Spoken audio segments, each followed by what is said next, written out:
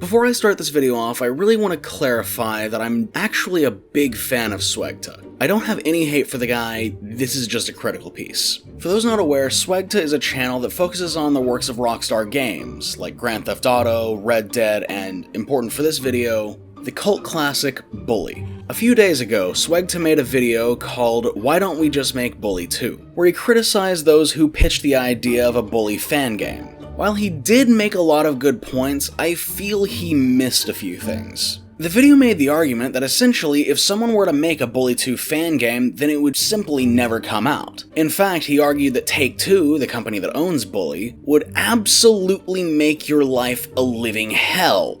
And frankly, I don't disagree because Take-Two is genuinely the devil incarnate. His argument here is completely understandable, but he forgets one very important detail. The idea of possibly making a spiritual successor to Bully rather than just a Bully fan game. How I see it is if there's a demand for a product and the product is not being delivered on, then it's fair game for another developer to make a similar product to capitalize on the demand. Spiritual successors are in no way a foreign concept to the video game industry. Fallout was a spiritual successor to Wasteland, Yooka-Laylee was a spiritual successor to Banjo-Kazooie, and Mighty No. 9 was a spiritual successor to Snake Oil. In fact, in a way, you could argue that Yandere Simulator has a lot of similarities to Bully. At its core, Yandere Sim is a sandbox game set in a high school with stealth elements, combat, and minigames. It's far from a carbon copy of Bully, but the blueprint is there, and it was made entirely by one guy with no prior knowledge in game development,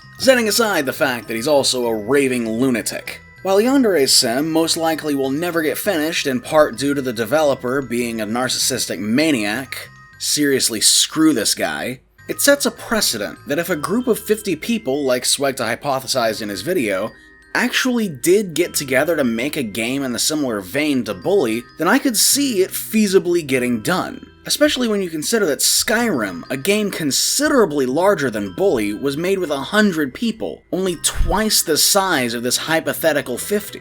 Now, am I saying this is bound to happen? Of course not.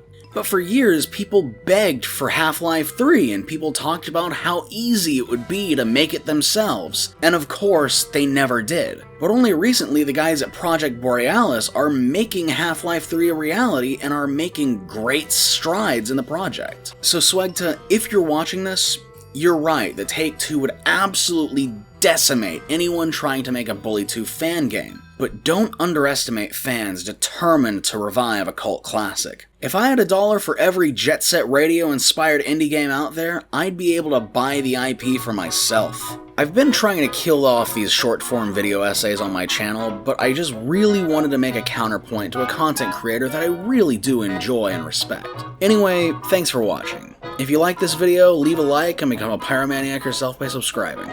Until next time, stay nerdy, my friends.